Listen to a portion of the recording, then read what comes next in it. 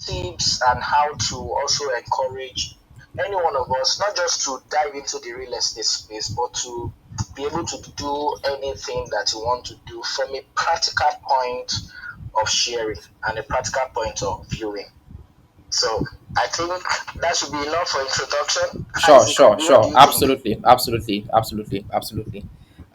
Yeah, that's awesome. So basically, I think the first question I would ask you really is, can you basically run us through, um, more or less like a very an abridged version of your life story? Where you grew up. What was life like for you growing up? Really, where did you grow up and how was it? Yeah. Okay, thank you. Well, I'm a Surulere boy. I grew up in Surulere and I also grew up in a section part of Mushin. So it's a combination of Surulere and Mushin. I was born in Surulere, lived in Surulere for a larger part, then lived in Mushin for a larger part before I also moved out of Mushin. Uh, I'm from a family of five, two boys, now men, and three girls, now women. At some point, I grew up in Ikesha. Ikesha is also a community that is under both Surulere and also Mushin. So my growing up days was very interesting. Very interesting in the sense that at some point in our life, we had to be living in one room apartment. You know that those wow. face me, I face you apartment where you have to share toilet, kitchen, and bathroom. Of course, you don't have a choice now. Those were the kind of apartment that we lived in. So you had five children living in that kind of apartment, and at some point, everyone needed to be selling something for us to also be able to provide for the family. So at some point, I started selling ice water. For some funny reason, ice water, I don't think they still sell ice water. So ice water is what you would call in present day sachet water. But then you used to tie the nylon. You pour the water into a nylon, you tie it, you put it in the fridge or freezer. It gets cold or it gets blocked, and then you hawk it and you sell it. How So much did it sell for then? How much were they selling it as at that time? Can't remember. honestly, between you and I can't remember, but I can tell you for free. It should be in the coppers, not in the nairas. Okay, the one I can It remember was should be when it still got sold for 1 naira. So that's what I remember about ice water. Just 1 naira no. before It pure water wasn't in came. the naira then, it was in the Are cobbles you because serious? then you were collecting this smaller portion of cobbles, That's right. That's not the right. thicker portion. That's The right. thicker portion was the 1 naira. That's right. That's right. The That's right. smaller portion was the cobbles, the 10 cobble, the 5 cobbles, or the 20 cobbles. Interesting. And then after selling pure water for a while, it wasn't that profitable. So I migrated into selling, they used to call it in Yoruba, pata.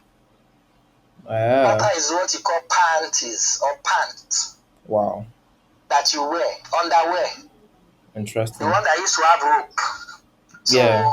I upped that too in Surulere and in Mushin for a while. And those two experiences began my journey into what Into I would call sales or selling abilities because salesmanship. I was always excited to go and hawk Yeah. those pure water or those panties. And I was always excited that I was always selling out. Hmm. So my journey to being selling out started at a very young age. And I'm saying young age around 5, 6 years old, not Hmm. even 10 or 11. So you were selling So panties as at 5, 6 years old. Wow. yes, I was selling that young. Of course, we didn't know what sales was. Ours was just we carry something for head, we did sell. So we just sell and we bring the money back to the house. And the money was able to help the family in a little way. So it was rough for us because the only way to get excited was for you to go and hawk. You couldn't have been sleeping or sitting inside one room apartment with four of your other siblings and your parents. So we'll just go out and then we'll go and walk. And then eventually we'll come back later in the night. We will eat and we will sleep. I can remember one vividly experience as I'm talking. One of we share toilet and bathroom. Yeah, So sure. one of those days I use the restroom, but they already blocked. So there was no way to use the toilet. So I had to run out of the building. I had to go and look for somewhere that is dark for me to shit. Interesting, interesting.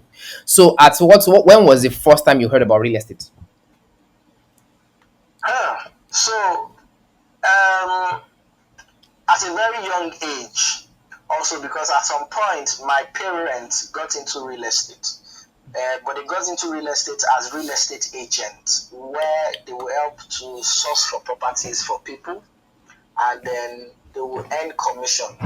They call it popularly called agency or commission to it. And as a result, that also helped me. So over the years, because of what I have seen my dad and my mom do, my love for real estate picked up from there. But then, even when my love picked up for it, I wasn't really sure of how to do it. But of course, you knew what your parents were doing. They were involved in agencies, so people will come. My dad had a small office that people will come. When we come back from school, we'll go to the office. So you see people come into his small office. They'll take people around the neighborhood, and they were doing this one room and parlor, self-contained. That was what they were doing. So on some occasions, you will follow them with their clients to go and see. So at a very young age, I knew or I heard about real estate or agency, however you may call it.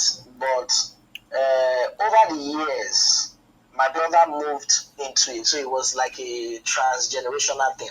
My brother picked it up and then he started doing real estate agency. And then I had to join him at some point. Then we were both doing real estate agency. So my brother is a go getter. So he was always involved in bigger transactions, not those kind of room and parlor or self-contained, all those ones that we rent for 2,000, 5,000 per month, all those things. My brother was doing transactions on the highland, VI, Lekki, Ikoyi, Lekki Axis, and so it gave me the opportunity to understudy my brother and to also learn from my brother. In fact, when I started working with my brother, I was earning nothing. Because then what he would just do is maybe when I'm going home, give me some money. At some point, he put me on salary, and then I was earning 30,000 naira per month. When was And this? then What year was this? this was still as far back. This was 2008. Okay, okay, all right. Go ahead. So that's just maybe 13 or 14 years ago. Okay. So I was earning 30,000 naira until 2010, when we had a bit of a challenge. There was financial challenges with my brother. Business wasn't really well. We lost the office that we're using then in Victoria Island, and so it was more or less like we're back to square one Hmm. Wow. at that point. Interesting. So I left my brother, and then I went to do other things, the German kind of thing. So that was my journey Into real estate. Okay. into real estate. So now I understand that the real story I really where I really wanted to get to is your journey into real estate development and the two major projects you've Yes. worked on, and how it Mm, was possible, how you started with practically nothing, and today mm, those massive projects are there to build, right?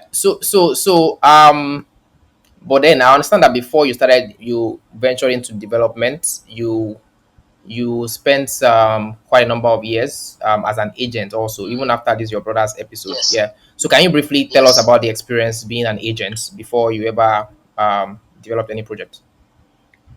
Okay, so I will answer that question by continuing what I was saying. So Okay. when I left my brother in 2010, I went into the street to start doing one or two things. I was into um, event management, stage management, Yeah. but I also had a major fallout or a major financial setback in 2014. So when I did, my brother approached me back and said, "You know what? Maybe you should come and join me back. Let's start doing this thing together, and Okay. then let's see if we can progress from there again." So I rejoined my brother back in 2014, and then we started doing real estate back again. At that point, when I was rejoining my brother, I was coming in as associate partner. So I wasn't coming in as a regular staff Okay. again. I was Okay. coming as an associate partner. So when we do transactions, I was earning percentage Okay. of any transaction That that we was were doing close. at that point. And we had to even come to a conversation around then because when I came back, he was also still giving me stipends here and there. So I had to let him know at some point that, you know what, I'm not a family man. We can't be doing this stipends thing. That we need to come to a mutual understanding where when the transaction is closed, we need to be able to share. And that's the first pointer I'm going to throw out tonight. Mm-hmm. You must be bold enough to ask for what you deserve or what you want. Mm. You must be bold enough to do that. And boldness can be built. Some people have it naturally, some people have to work on it, have to earn it, and have to build on it. So boldness is something that you should work on for Mm. you to be able to do anything in life. And so after then, I mean, we did transactions in fact between 2014 and 2020, where and I had to leave my brother again for me to fully move into development. We had done transactions in billions. We've done transactions, at least there was a time we had to do back and forth record. We've done transactions of about 50 billion in the space of 6 years. Mm. Some of them we lost out money, people didn't pay us. You know, that's the interesting thing about agency. You have an agreement with people.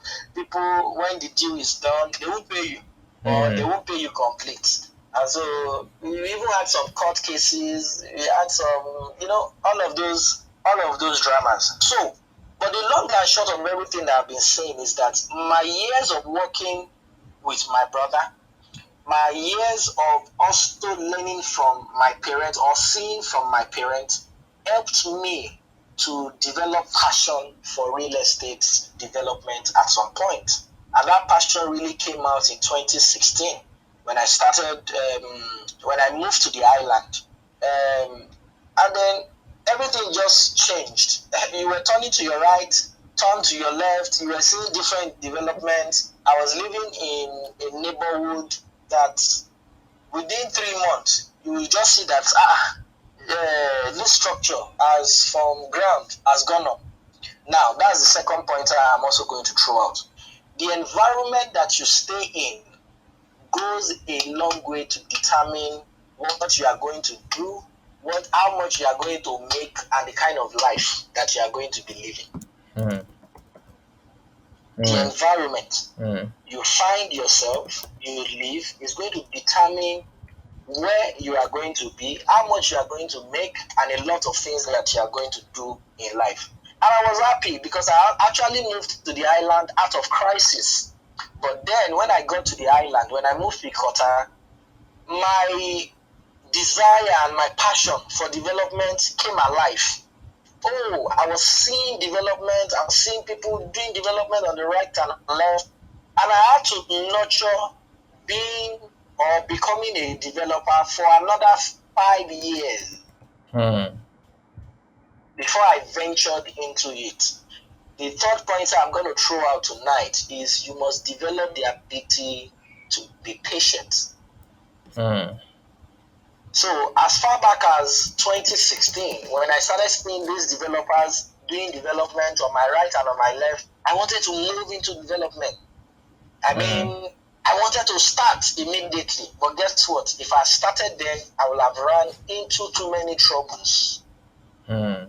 I will have run into too many troubles. I will have collected people's money. I will not have been able to deliver the project. I will have had serious crises and probably maybe I will have probably been locked up on so many occasions.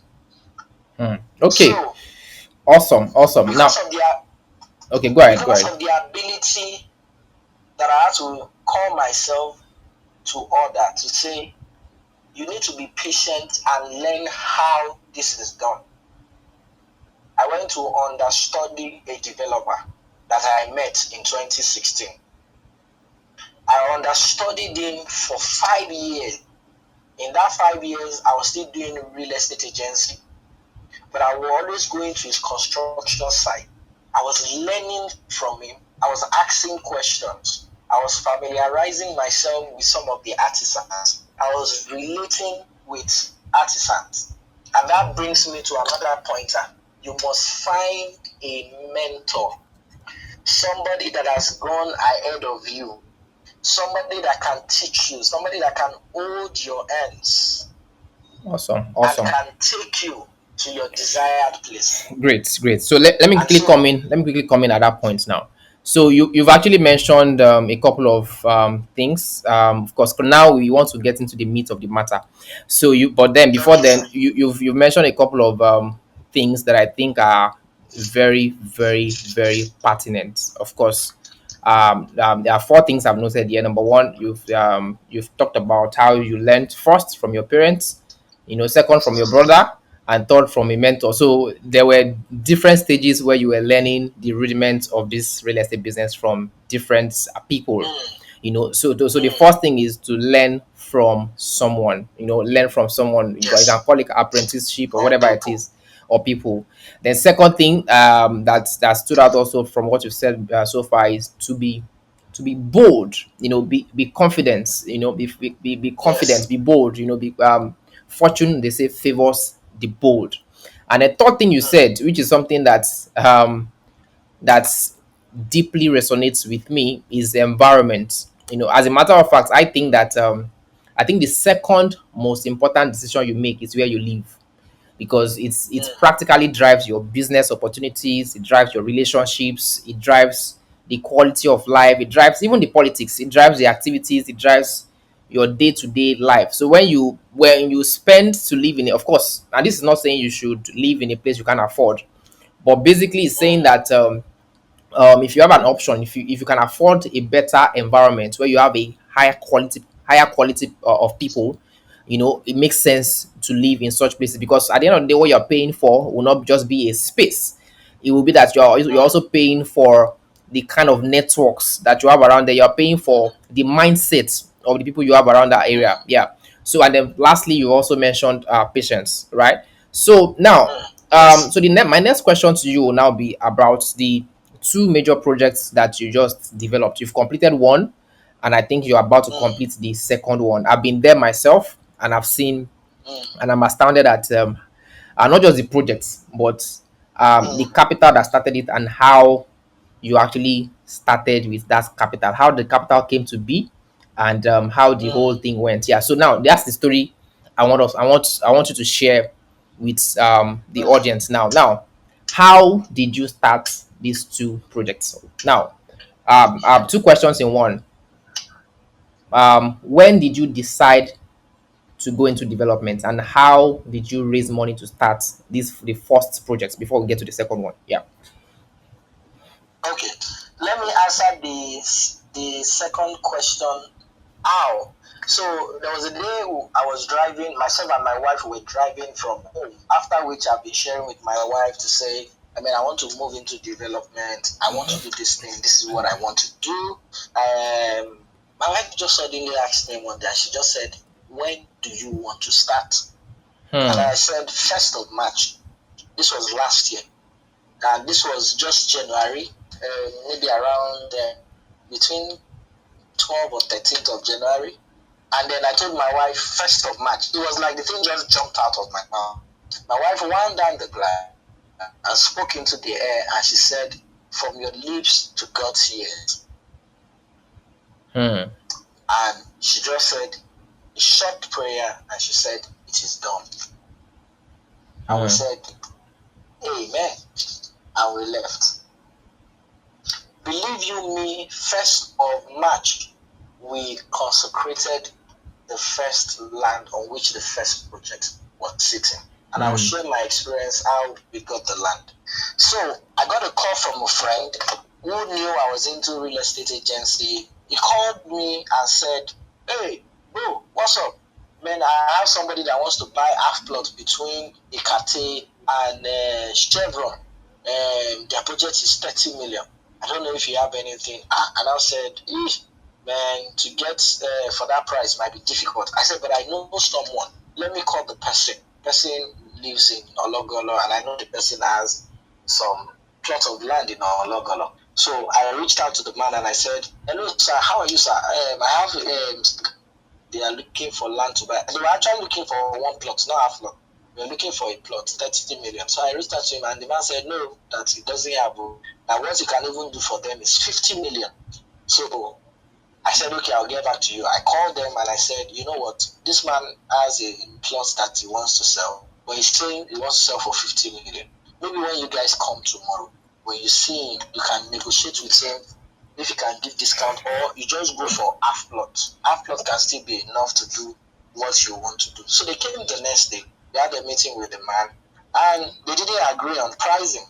So one of the guys now suggested that, "Sir, we don't know whether you'll be open to joint venture." And the man said, "Well, I'm not interested in joint venture on that land, but I have another land that I should go and show them that land that is willing to do joint venture on that land." So he described the place to me. I took them to the land. They liked the land. Now, this was where the problem was. As much as they liked the land, I loved the land. Hmm. And I said to myself while I was showing them the land that, "Come on, this is a land that I can actually use to start up my real estate development." Hmm. And I know this man. I mean, I've known the man for almost 10 years. So I left them there. I went back home. I couldn't do any other thing that day.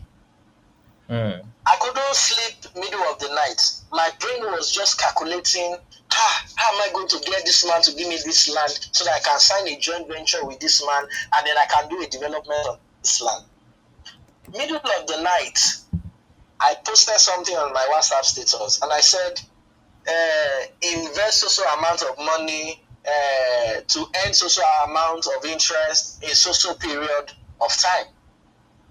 Fortunately for me, the man checked my WhatsApp status. He saw it, he didn't see anything. So I discussed with my wife. My wife said, "Discuss it with him now." So in the morning, I called him and I said, "Hello, sir. How are you, sir?" He said, "Fine." I said, "I wanted to discuss something." He said, "Go ahead." I said, "Those guys that came yesterday, they are interested in signing this joint venture, but there's also a part. There's also another part." He said, "What?" I said, "Myself and my friends, we are also interested in developing this land and signing a joint venture partnership with you." And the man said, "Well, I don't know how you want to do it. All I know is that it is you I am going to give the land Hmm. Hmm. to Interesting. sign the joint venture with. Whether you want to go and sign it with the guys again, no, it's not my business." Remember something that I mentioned earlier. Mm-hmm. Boldness to ask for what you want is key in the journey of life.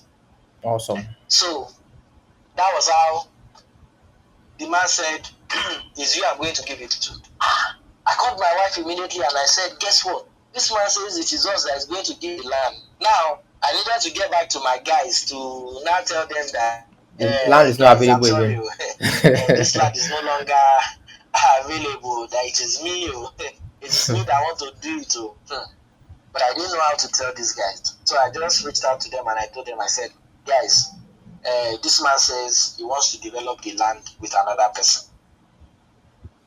I Hmm. said, I'm sorry, guys. No, they said, okay, no problem. So we quickly got a joint venture agreement to sign the partnership.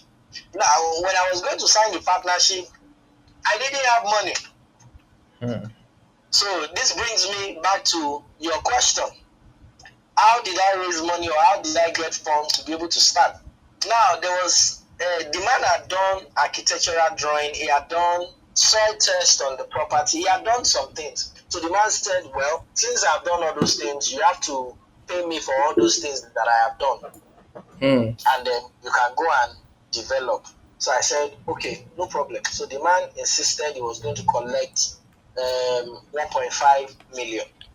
Well, I pleaded with the man to say, sir, let us pay 1 million. He said, I hope it's okay for me to call figures. Absolutely okay. Okay, so I pleaded with the man to say, sir, let us pay 1 million. Now, this is the funny part. Even the 1 million, I didn't Did not I have. didn't have it. So I was a bit, we had done, myself and my wife had done some investment, so our money was hanging somewhere, money that we had saved from both businesses that we were doing, we had invested it somewhere, so the money was hanging some somewhere. Now, I was going to sign this joint venture agreement on a fateful day, Mm-hmm. and I needed to pay the 1.5 for me to be able to sign the joint venture. Hmm. So by 7 a.m. in the morning, I was just racking my brain. How am I going to do it? And I didn't want this man to feel like I didn't have money to do this development and blah blah blah. So I just decided to try my GT app. Interesting. Then GT used to give this soft loan, 500k, pay over 12 or 24 months. Yeah. And funny enough, I tried before 7.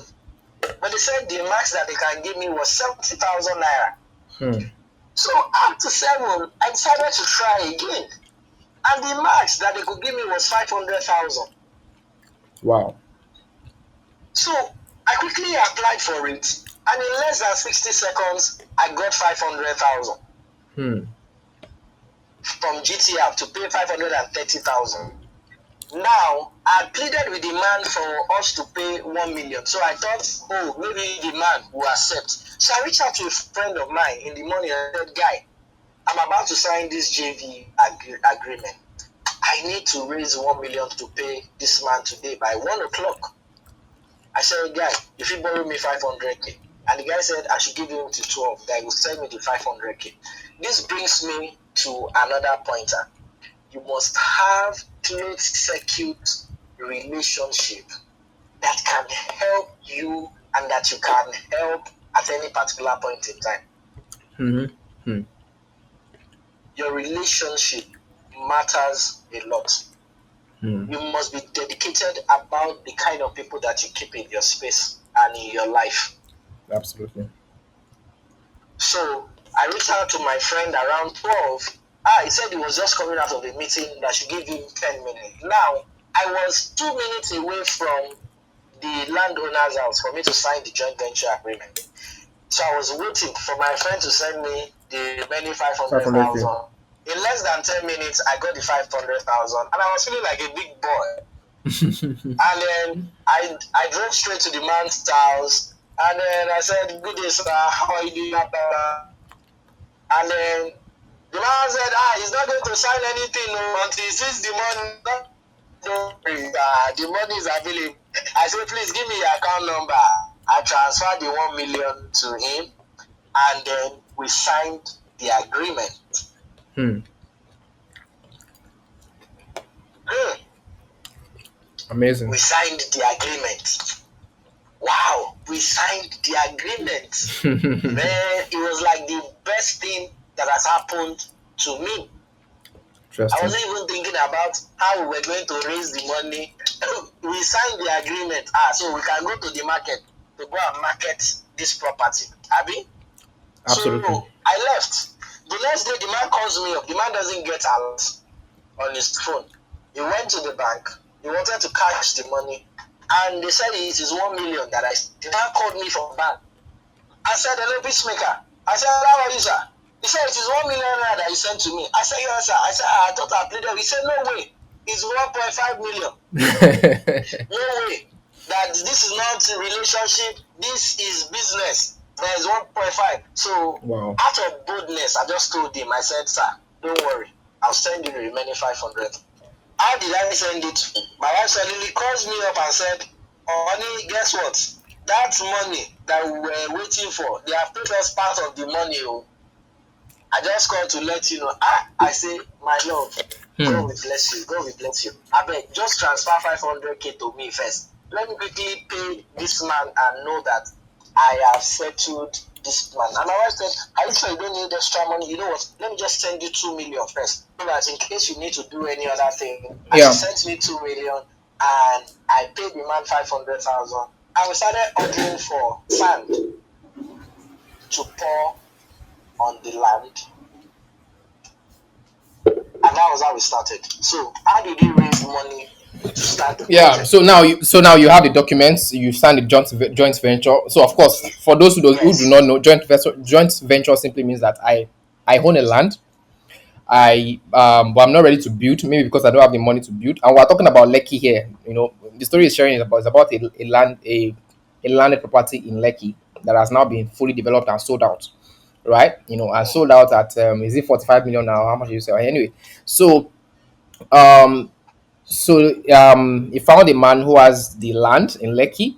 Now he's a developer, has zero naira, and of course, and he signed a joint venture, meaning that the man has agreed to um give away his land um, for the developer to develop. Develop means to build the entire property, and then after the property has been built, they basically split. we share it. They share the building. Yeah. So you can. Mm, So now you sign the document, and of course you'll be yes. requiring um tens of millions, if not hundreds of millions, to actually build. Because Mm, of course, mm, we're talking about a 14 units massive structure. You know, so mm. where then did you get money to build? Did you borrow? Who borrowed you? I mean, did you know someone that knows Otedola or Dangote or something? Please let us in. Okay. So after we had got the land and then we started doing marketing. How was I doing marketing? I was doing it basically on my social media platform, on my WhatsApp status, on my Facebook account, on my Instagram account. I'm not sure whether I even posted on Twitter, but I was just using my social media platform.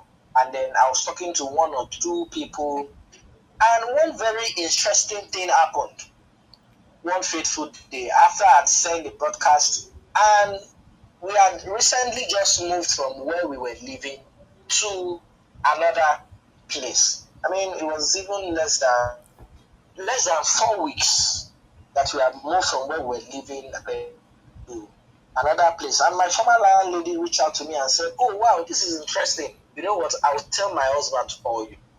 And then the husband calls me Oh, and the says, landlady heard about it, or you told her, or what? How did she hear about it? no, I sent a broadcast. Oh, So on your yes, WhatsApp. on my WhatsApp status, which Okay. was on the cat message. So the husband reached out to me and said, "Oh, my wife told me that you're about to start a development and blah blah blah." And I said, "So we're about to start a development, 12 unit, 2 bedrooms apartment. We are building it around Lekki, blah blah blah." Oh, man, sounded very interested. He's okay, okay, okay, okay, okay, okay. We're interested. We're interested. And at the end of the conversation, the man said, "Would like to take 2 units, Hmm. but we want discount." Oh Hmm. wow, 2 units, you want discount? So we started negotiating. Now we got to a point where we agreed on what we were going to sell the 2 units to them, and then I told them that for us to agree on that price, that they needed to pay us 40% upfront, and Hmm. they were going to spread the remaining balance over the duration of the project. Hmm. Fortunately for us, they agreed. Another thing I'm going to throw out tonight is that you must learn the art of negotiation.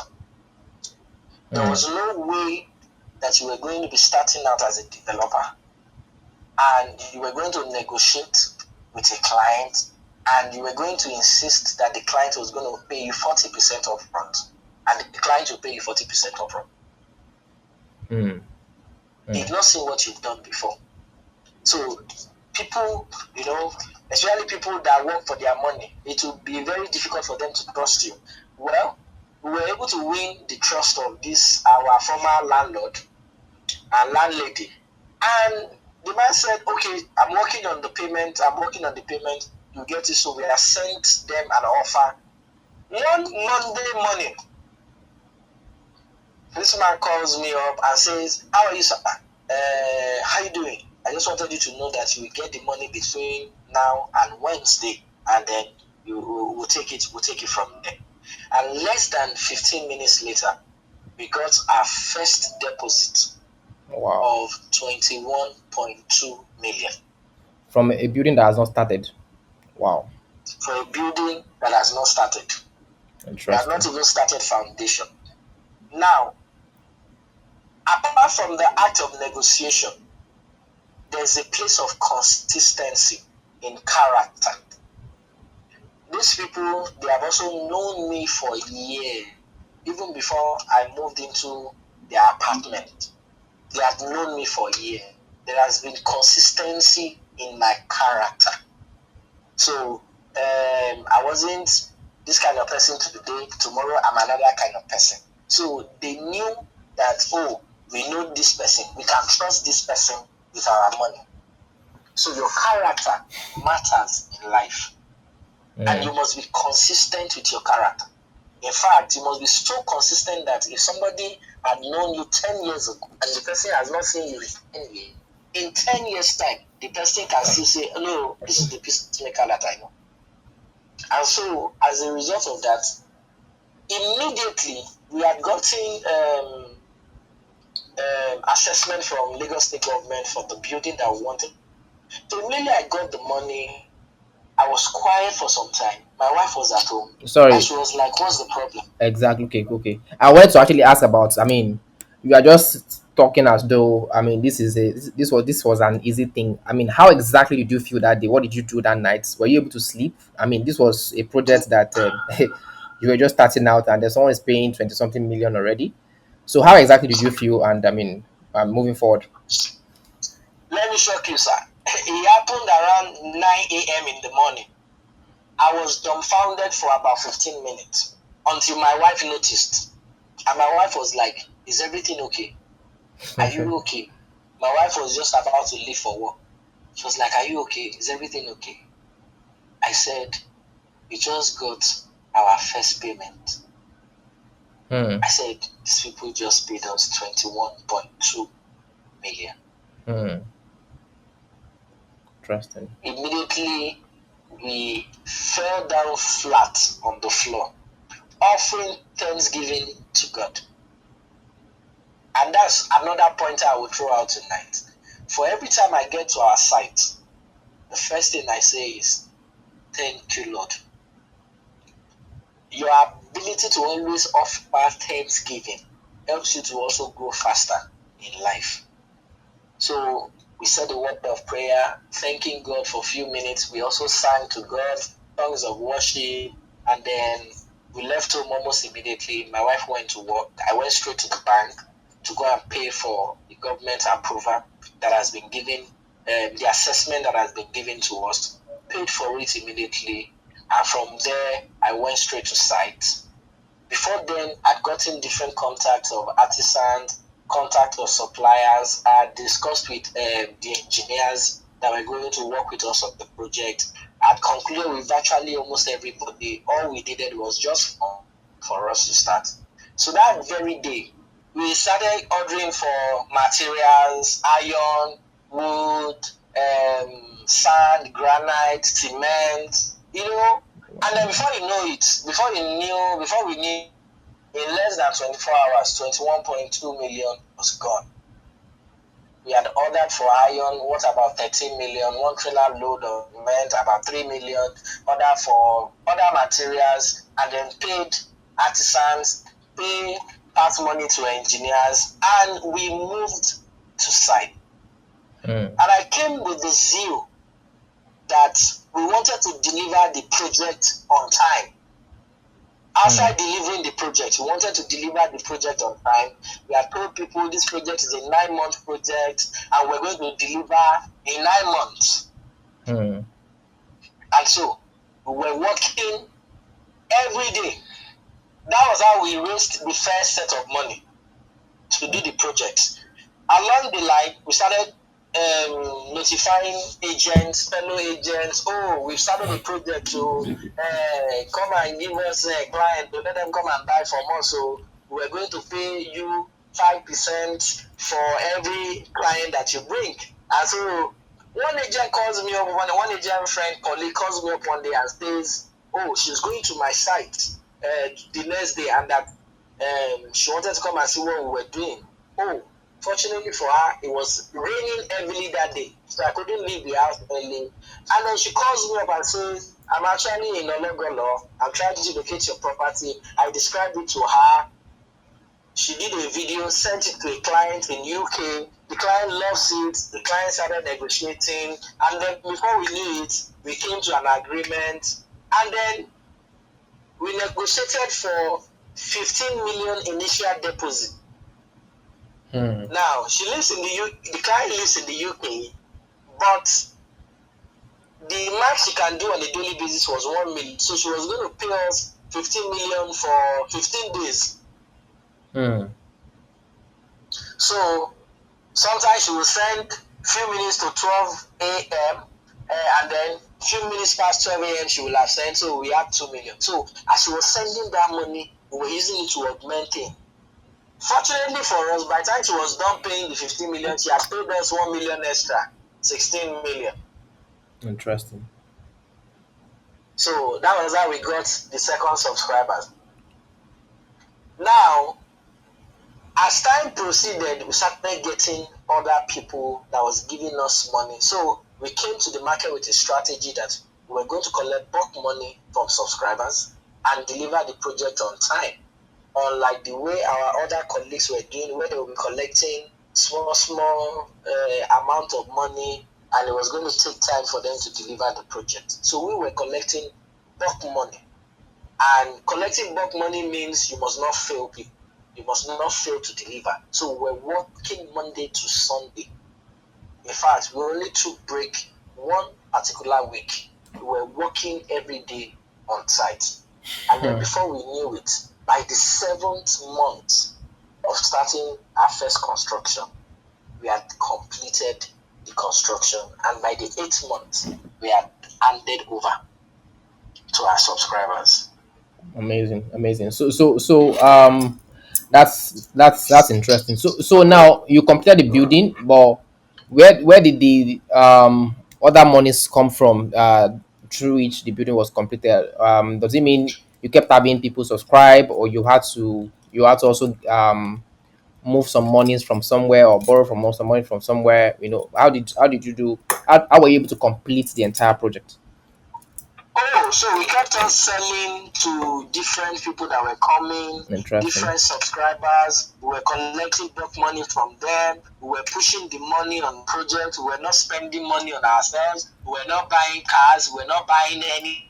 We were just buying materials, paying artisans just to be able to prove to people that we can actually do this and that we can deliver this project even as at when we promised that we were going to deliver the project. So we sold out the project while the construction was still going on. In fact, we sold out the Wow. project in Wow. 5 months Wow. because it was like Wow. when you come today, you see that the project is at this level. Then you say, "Oh, maybe as I'm passing by next week, let me just stop by and see what is going on site." And then you can almost not recognize the place Wow. Wow. because of the fact that we were working every day, and every money that we got, we were using it to buy materials. Amazing.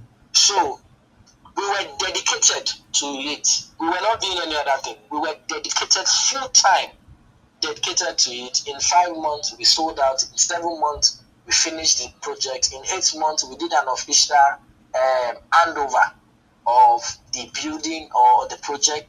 And we were fortunate to invite the local government chairman of Etiosa on the island. it's your son won. And when we invited him, he was excited. He said, "Oh wow, this is the kind of things I like to be part of. I will be there." And the chairman came, did the unveiling, and it was fantastic. But this is the sweet part of it. By the time we were close to finishing this first project, another agent reached out to me and said, "Oh, Peacemaker, what's up? How far? I have another land that's close to this your development that the owner also wants to sign a joint venture partnership. And it is you that I want you to do it. Because I've seen what you have done and I want you to be the one that will do it." Mm. So I said, which land? He came around, he showed me the land. I said, "I know this land. They wanted to sell this land." And he said, "No, they are not selling again. That they want to use it for joint venture." So we scheduled for a meeting. The landowner was not around. Fortunately, as we got to the meeting, virtual meeting, I just said, the owner said, "Mr. Peacemaker, remove your face cap now. Let me see you well." And I'm like, "Mr. Mr. So. Are you the one we are going to have meeting?" He said, "Yes." Now I said, "Wow, what a small world." Hmm. This is the interesting story Wow. about myself and this man. Wow. Many years ago, I had sold an acre of land to this man in Amazing. Lekki. But even before then, I had sold two big plots of land to this man somewhere also in Lekki. So the Amazing. man knew me before, but he knew me as an agent. So when we came to the table, the meeting didn't last for 10 minutes. The man just said, "Thank God you know my lawyer.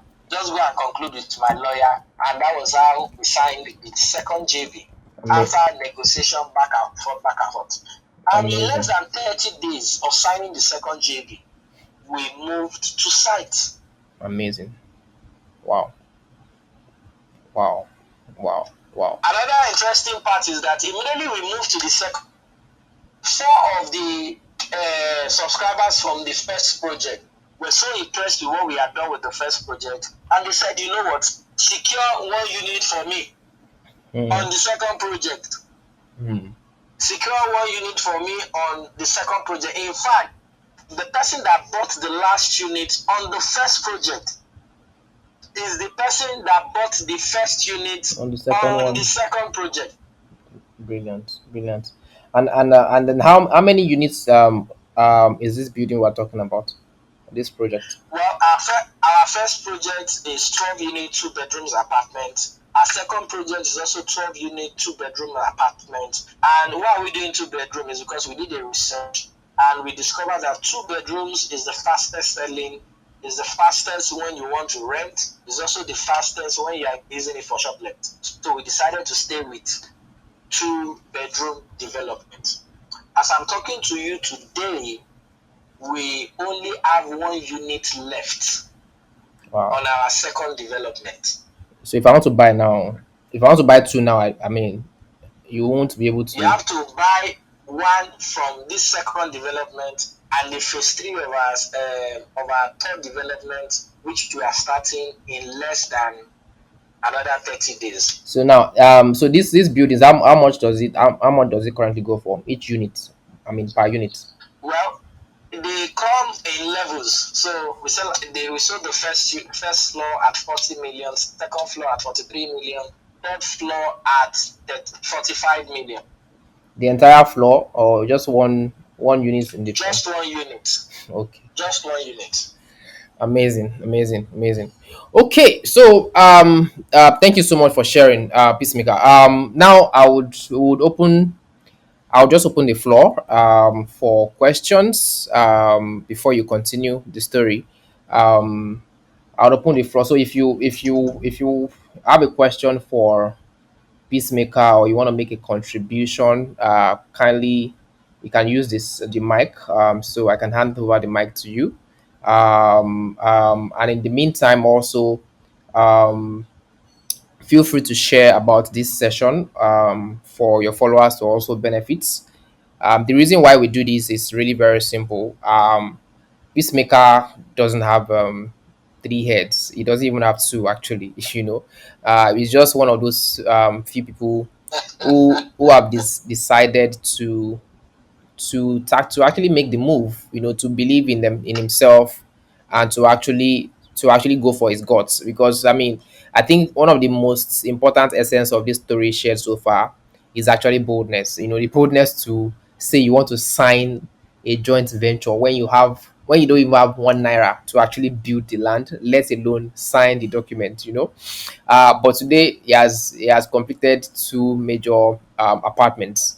You know that I mean 12 units each each which went for 40 million naira and above. You know, so the story is for me is simply testament to the fact that anybody can do it. You know, just anyone can, and this is not even motivational speaking. It's just the truth. You know, of course, particularly and especially if real estate is something you are looking to actually go into.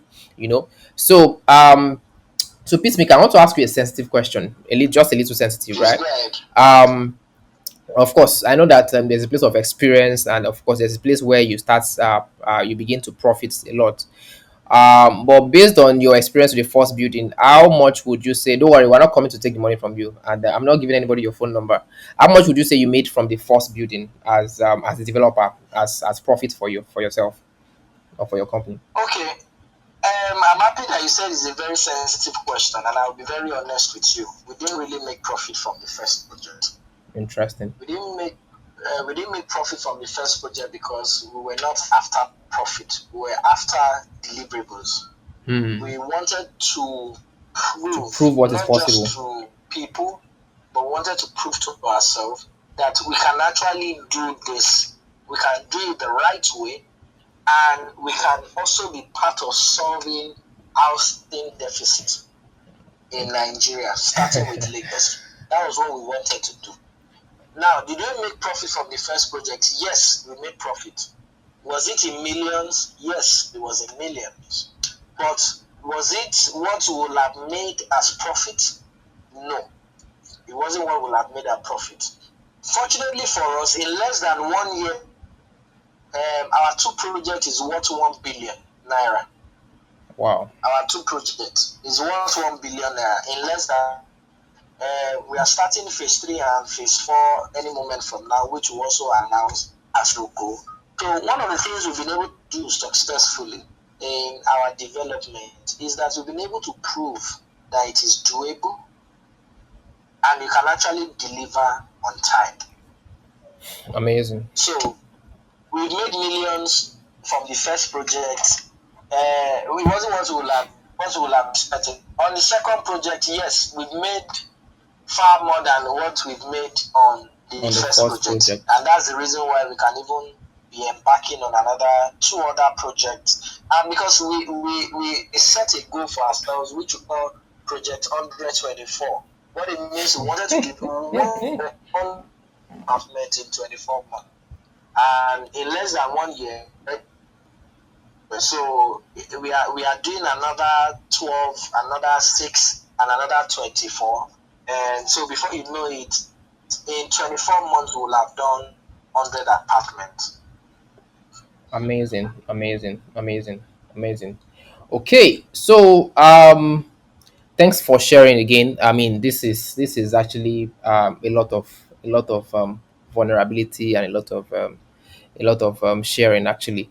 So my next question would actually be about the audience. You know, because like I said earlier, the reason why we hold morning room every Tuesday is simply to transform young Africans, you know, from consumers to producers by simply empowering them to make, manage, and multiply money.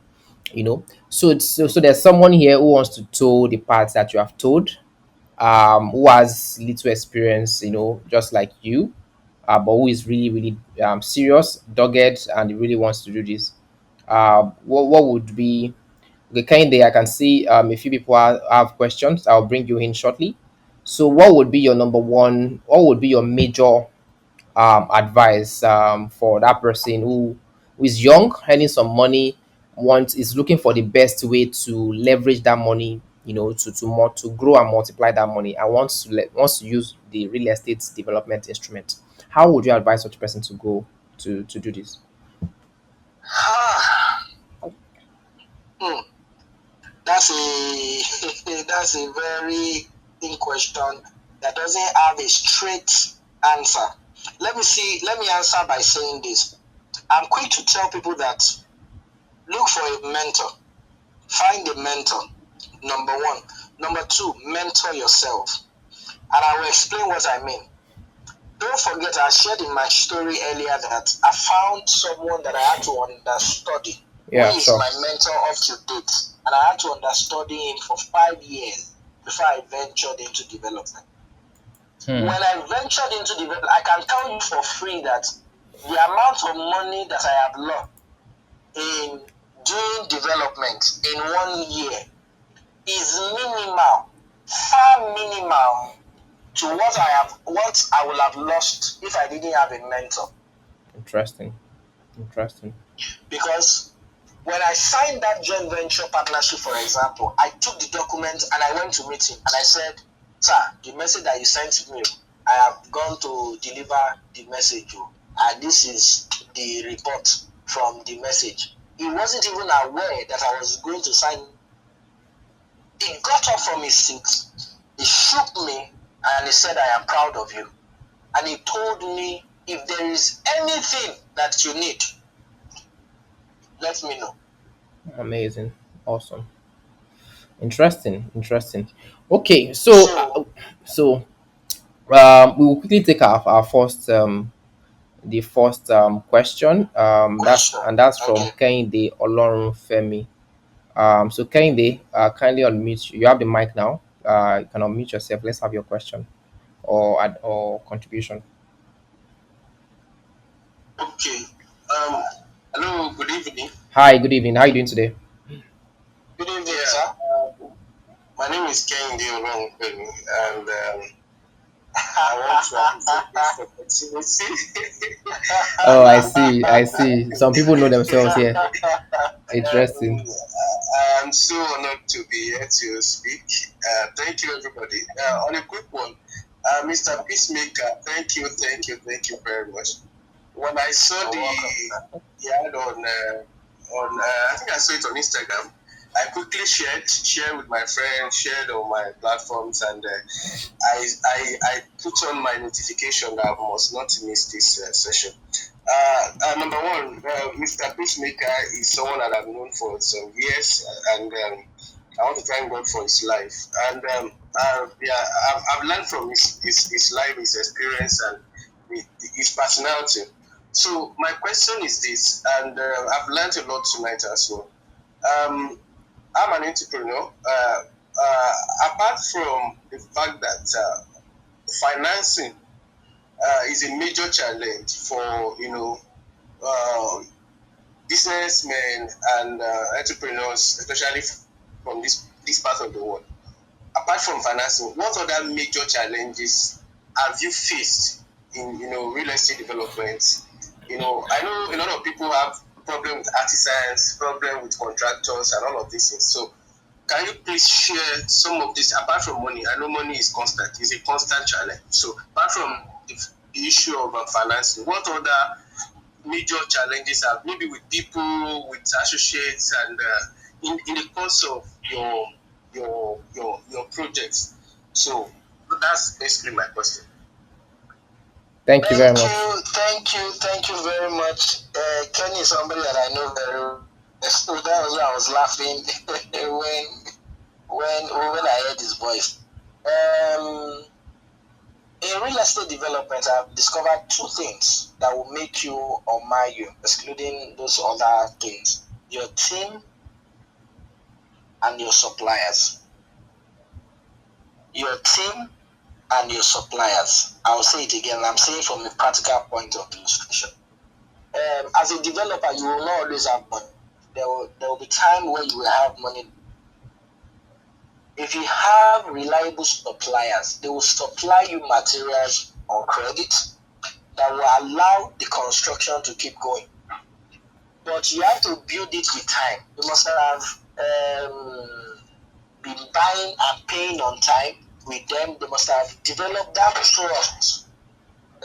trust for them to. I mean, today I can ask any of our developers to supply us at least for the now. They supply us materials worth millions, 10 millions, 15 million. They will supply it. Even without payment, they will supply it. And it's because we built that consistency that we were always paying them. That's number one. Number two, your team, whether you want to call it project team or you want to call it administrative team, your team will make you or will marry you. Your team of engineers, your team of artisans, the structural engineer, the architect, the M&E engineers, the civil engineers, your iron bender, your carpenter, your painter, your screeder, your POP guy, you must get it right. If there is anything I'm going to be shouting about tonight in real estate development, you must get those two things right. Mm. Apart from finances, you must get it right. Because if you have the wrong set of artisans or engineers, they are going to do shady work, crappy job for you, and at the end of the day, you are the one that is going to fight. People easily gravitate towards something that is good. And so when you have good team members, good engineers, when people are even passing, they can notice it even at the carcass stage that things were done rightly on this project. So Mm. those are the two things I would say. Get your Absolutely. team right, Absolutely. get your suppliers right. You don't have any other problem. Wow. I think that's really brilliant. That's absolutely brilliant. The part that really resonates with me is the part that has to do with um, one thing I say a lot is only God judges by the hearts. Men judge by what they see. So as you are developing the property and people see what is going on, in fact, that alone would determine the value they place on you. You know, because they can see that okay, for this thing to have started this way, this manner, this is the quality we should expect. All right, so we have a couple of other questions. We actually have a lot of people who want to ask questions. So we'll Okay. take it one after the other. Thank you very much, Kehinde, for your question. I think we have Dr. Stephen here. Dr. Stephen, please kindly go ahead with your question or contribution. And welcome. Thanks for Thank you joining. very much, Isaac. What an amazing platform this is. Thank you for what you're doing. Thank you very God much. bless you. Thank you. Mr. Peacemaker, thank Yes, you. sir. This is really, really amazing. I didn't even know that you just started in the industry. I've seen you as one of the elder brothers in the industry, and your work has proven that you did the for. Interestingly, this project you're talking about, I noticed them on Instagram, and I was even planning to reach out to you to ask you a couple of questions, only for me to notice today. Isaac posted something, or I think it was because I follow Instagram. It was a post that I saw that I said, man, I can't miss it tonight. So thank you very much for the things that you shared. I consider Yes, myself sir. a student, no matter what I think I've learned. So I will definitely reach out to you. Thank you so much for Definitely. the what you shared tonight. Thank you. Mhm. Okay, Stephen is one of the big guys in the industry. Yeah, please come He back. Please works come with back. one of the biggest real estate group in Nigeria, Pertinence Group. So he's not a small person. No. Don't be fooled by what he just said. He has a lot of talent. So I was just about to expose him actually. So thank God you did that already. I was about to expose him actually. I was about to expose him. Um, Thanks for sharing. Thanks for that. Okay, so we'll go to the next question. Oyetunji, you have the mic now. Please go ahead with your question or contribution.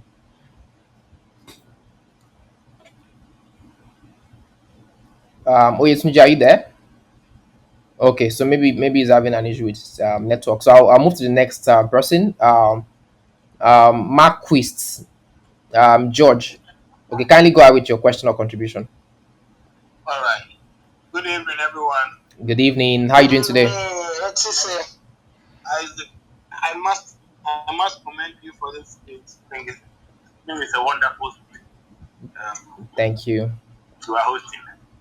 I'm joining from Ghana. Oh, That's the brilliant. same. Awesome. So, Peacemaker, I didn't get the question about how you finance your project. Did you take a bank loan or you actually finance from your own pocket? How did you finance the project? I mean, that's the first question I'm asking. And the second one is, how did you guard against land litigation? Because I don't know how land is acquired in Nigeria, but in Ghana here sometimes you acquire land through chiefs and um, other people, individuals who have bought lands themselves. So how did you guard against land litigation? Did you have to put your lawyers on standby that when you acquire the land, they will advise you on which land you should acquire so that you don't have to go through this long litigation process in court or distract you. Thank you very much. I was actually greeting you in a Ghanaian language. Oh, okay. Are you a Ghanaian? No, I'm not, but I have close connection with Ghana. Oh, okay. So I was always saying to say, but I actually, yes, okay, yeah, but also. Tom, you guys should calm down. Nice one. Thank you. I will be in Ghana soon. We are also starting a project in Ghana, so I'll follow you so we can really connect and then we can see how we can work on. Let me go straight to answering the question. We used other people's money to finance the project. So what we do is we sell off-plan products to people. We put it in a pictorial form to make people see the future of the project in the now. So we do architectural design. We make it look very real so that people can relate with it, and then whatever we promise you that we are going to on the project is what we are going to. So you don't get to the end of the project and you are saying no, what's that for? So we used other people's project. Why were we able to use other people's project after we must have marketed to them? Is because I've also built credibility over the years.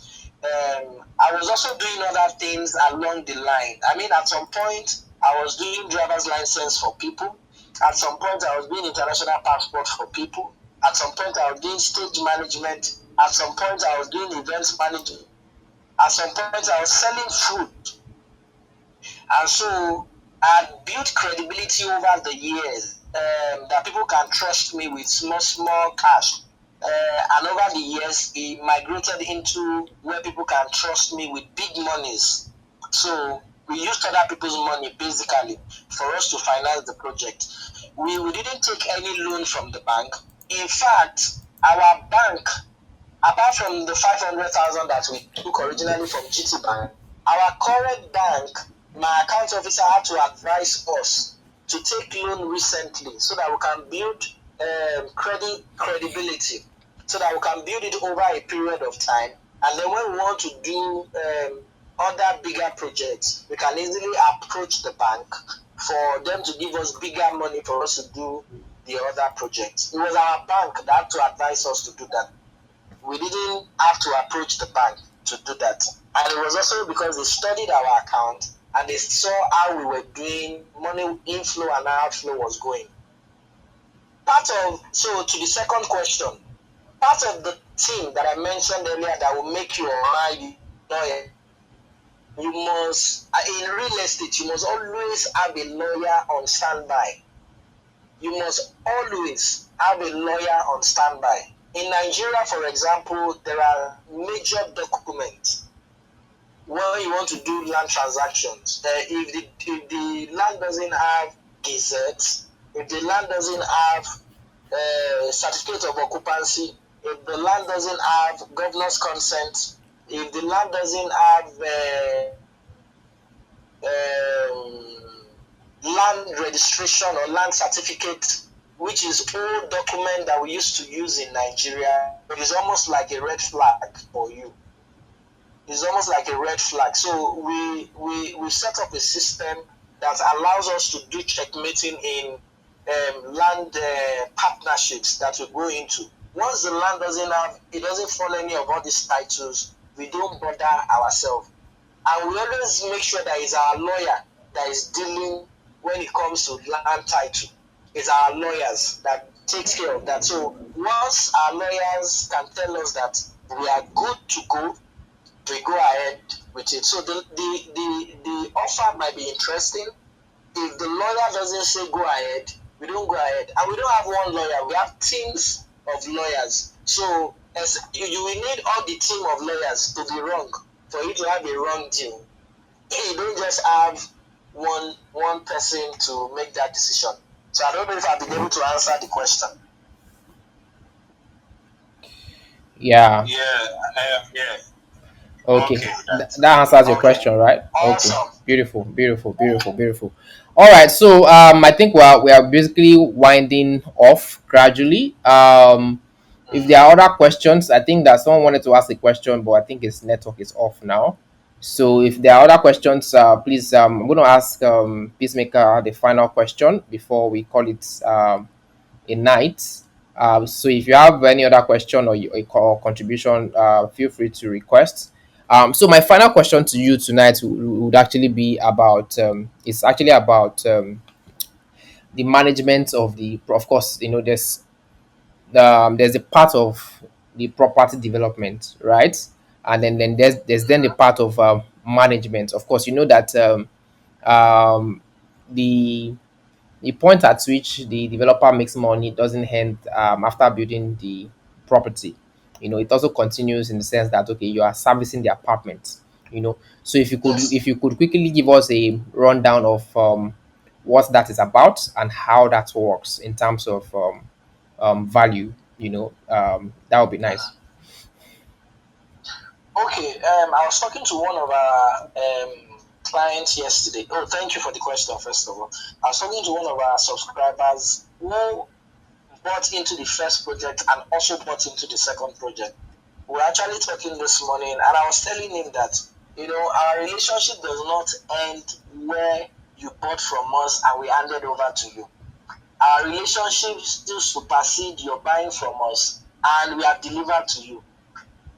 You should be able to call us at any particular point in time if you have any challenges, and we will resolve it for you.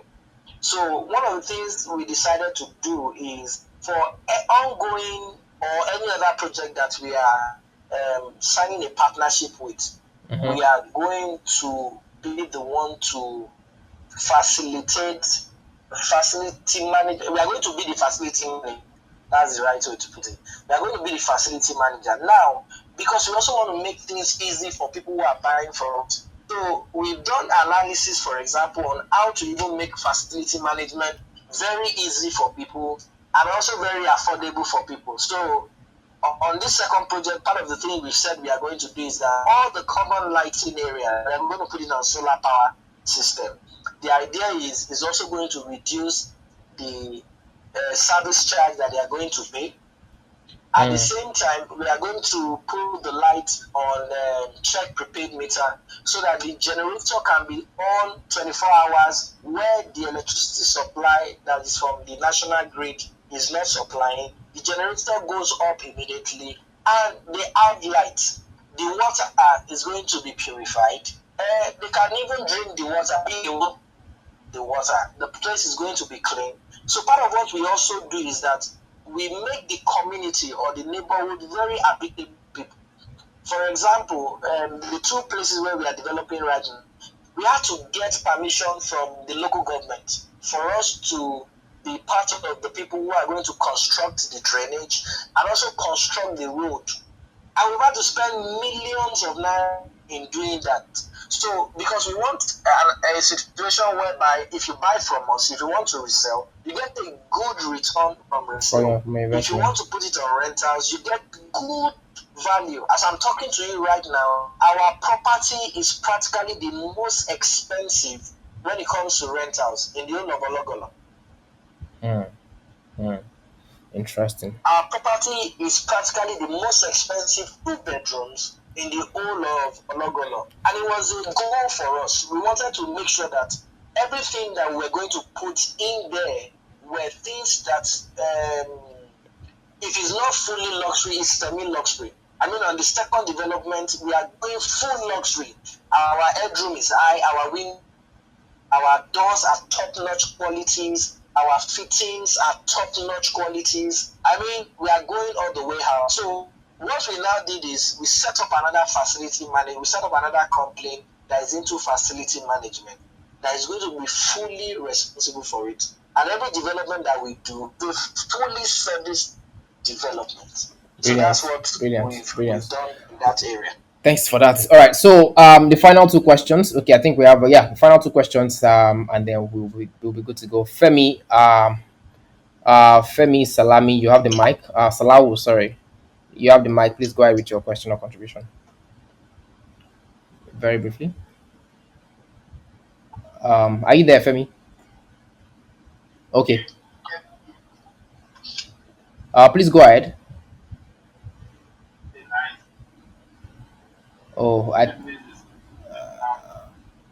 Oh, so sorry. I think Femi's network is a little dodgy. All right.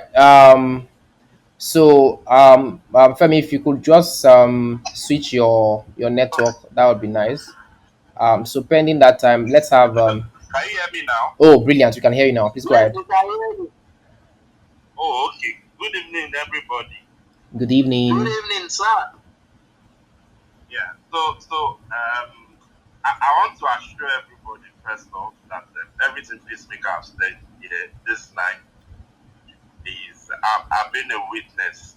I can confirm that 100% true. I've known Mr. Peacemaker for upwards of 2 decades and a half, and it's been an amazing journey.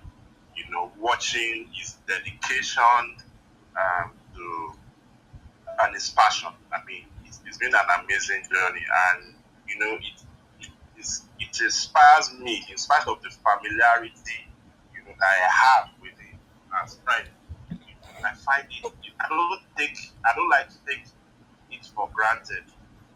The inspirational value that I see firsthand from watching how he has been able to move, from ground zero to where he is today.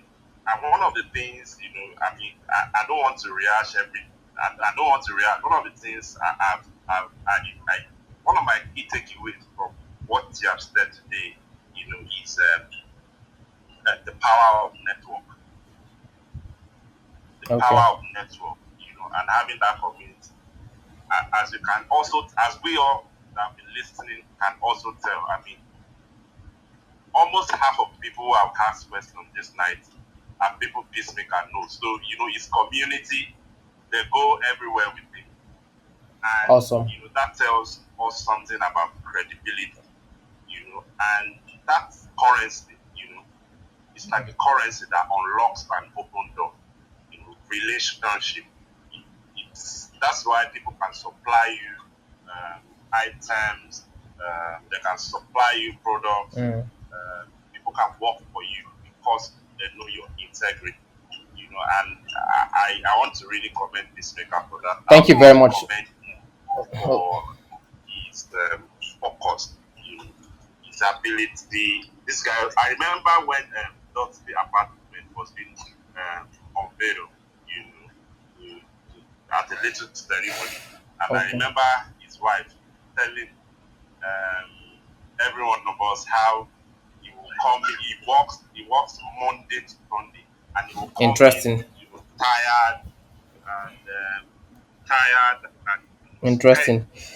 Sometimes Thank you so much, Mr. Femi. Because of our massaging time. his back, or so it's not in this industry. I've seen people, cases, developers where their cases. I've seen cases Absolutely. where developers, Absolutely. we know how their story ends. Yeah. Integrity issues. We read it in the newspapers, but Peacemaker It's very different. has really exemplified himself. Thank you Yeah. so much, Mr. Femi. Thank you so Yeah. much for that powerful contribution Fantastic. Thank you So so much. special appreciation to Mr. Femi Alao. Absolutely, absolutely. He's been with us from day one. He's one of my closest associates. Oh, I just brilliant. want to use this platform to appreciate. Thank you, thank you, Thank you thank so you, thank much. you. Thank you so much, sir. Bless your You're heart. welcome, sir. You're All right. welcome. So, because of our time, we need to actually go. So I'm just gonna take one final question. Please make it very brief and very very fast. Let's have Omo. I can see Omo talks. Let's Omo. Please go ahead with your Good question. evening, good evening, Isaac. Good evening, Mr. Peacemaker. Good Thank you evening. so Good much. evening. Good evening. I'm not a fan of Twitter. I had to learn how to use Twitter because of this class. Thank you so much. Interesting. Interesting. Um, Two things. Number one, please can you mentor me Okay. Well, in real estate? Number two is on the issue of this is a very sensitive issue, but I know and I want to raise it because there are too many building collapses here and there. And I know you mentioned it that you had gotten approval and certain things when it started. Please walk us through the process of getting building approvals and all of that that helps you to ensure that you have built a formidable structure that will stand the test of time. Thank you very much. okay. So what I'm gonna do is I'm gonna allow. Sorry, Peacemaker. Before you take almost question, because of our time, I also want to allow these other two amazing guys to also do their questions. So you just take the three together if you don't mind. Just sharp sharp. Yes. Okay. So Zadi, please go ahead with your question. You have the mic. Hi, good evening, guys. Good evening. How are you doing today? I'm very good. I just joined this space not too long, so I haven't really followed with a lot of things. But I just have like one or two questions. First thing is, if someone wants to invest in this your property businesses or ideas, how do you go about it? Then again, like I said, I just joined the space. I'm a little bit amazed that you built 24 units with 500,000 naira. I don't know what year did you do that. Is it a recent thing or how did you go about that? Don't worry. Regarding that one, Thank you. regarding your second, of course, it's going to take your first question, and then regarding your second question, do not worry at all. This session is recorded, right? So once it ends, just go to my timeline and click play recording. So you would have the full session. You can sit down on your own time, and go over the session. You would have access to the entire story. Beautiful, beautiful story. All right. All right. Thank you very All right. much, Zadi. Okay, finally, Temitope, very brief. Your question in 30 seconds. So Peacemaker will take everything together and then we call it a day, a night. Thank you.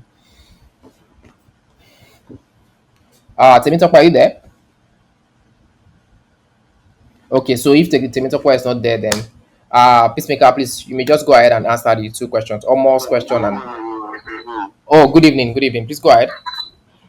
Good evening. Yeah, this is about it. I think I enjoyed your time with the last week. Feeling it with today. So, straight to Peacemaker, like a former speaker said, what will it cost for you to be a mentor? Like, some of us are really looking to having you as a mentor. So, can you really have very like, Okay. I was going to ask, but only you said, for me, only was the way to try to say, and looking at the possibility of them going to really succeed as a career range. What exactly does it don't make you looking past to that way, but I was really let's say with mostly type to put into what exactly is expected. Yeah, thank you. All right. Thank you very much. So Peacemaker, over to you. You have the mic. Thank you. I'm not sure I read the last person very well, but it talked about mentorship. I had So mentorship all you too. need to just send me DM. Or Isaac, did you hear him? Yeah, I can send you a DM and then you can take it from there. Absolutely. Okay. Just send me a DM, then we can take it from there. Omo is also very close. By the way, Omo is a lawyer. So if you are looking for a lawyer, Omo is very important. At the same time, Omo is one of the finest MCs in Nigeria. So you can also talk Who to is me. paying for the hard? Is it you or Omo? Mentorship, you send me DM, then we can talk. Always available. I might not be available all the time, but I'm available for all talk. Um, let me talk about we have an investment package. We either take up we take investment time this month by a period of time. We can also about it. So let me quickly take on the building up. It still starts with the team. So the first person is your architect who will come up with architectural drawing, then goes to your structural engineer. Then from your structural engineer, it goes to your mechanical and electrical engineer. Once they are able to do all the drawings that you need, you then send it in to town planning agency. If you are in Lagos, if you are in any part of Nigeria, just send it to the town planning agency. You send a copy of your architectural drawing, attach with your survey. They will calculate what we call assessment. So that assessment is what the government are going to be able to pay to the government for the particular building that you want to do. There will be or when I tell you maybe the space is not so big for what you want to do, or the space is small, or the space is okay, there will be a bit of background.